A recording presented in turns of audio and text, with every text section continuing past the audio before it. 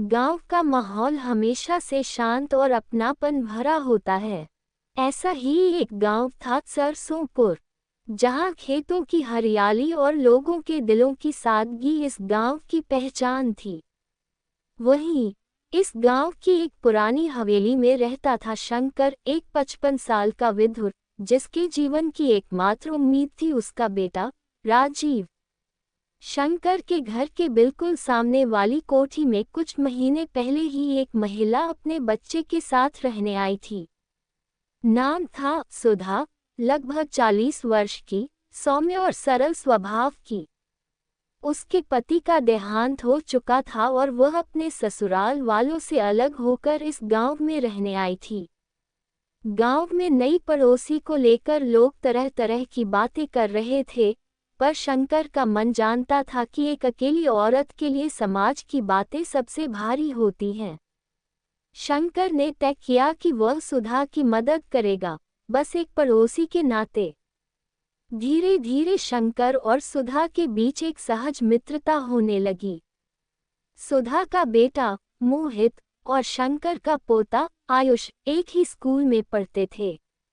दोनों बच्चों की दोस्ती ने बड़ों के बीच की दूरी को भी कम कर दिया। गांव की औरतें अब भी कानाफूसी करती थीं, देखो शंकर हर दिन सुधा के घर क्या लेने जाता है, कुछ तो पक रहा है, इतनी उम्र में ये सब ठीक नहीं।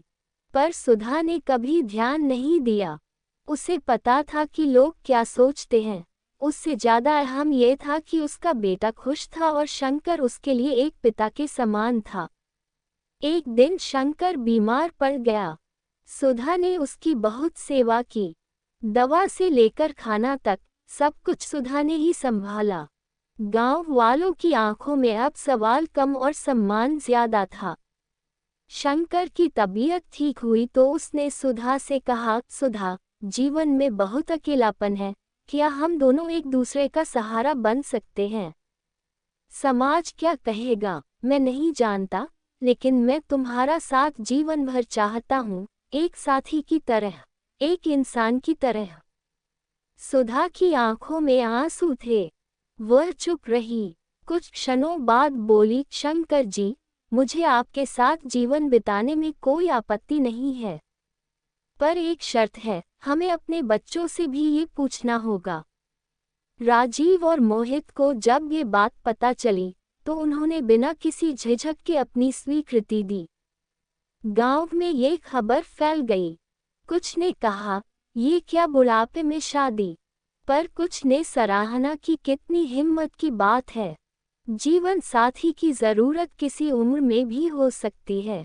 एक सादा सा आयोजन हुआ। शंकर और सुधा ने एक दूसरे के साथ जीवन की नई शुरुआत की।